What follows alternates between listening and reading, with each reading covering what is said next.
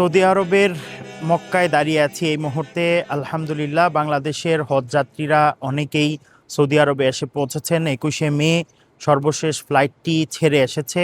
আমরা খোঁজ নিয়ে জেনেছি সৌদি আরবের মেডিকেল টিম এখন পর্যন্ত 43,440 জন হজ যাত্রীকে চিকিৎসা সেবা দিয়েছে এবং যে আইটি ডেস্ক আছে সেখান থেকে হারানো হাজি সহ মোট 20,288 জন হজযাত্রী সেখান থেকে বিভিন্ন ধরনের হেল্প নিয়েছে।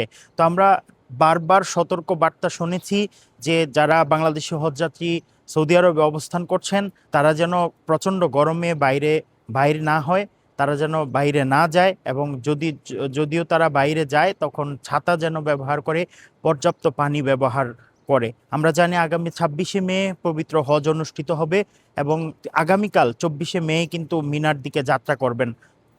তো এ ছিল আমার কাছে মক্কা থেকে সবশেষ খবর।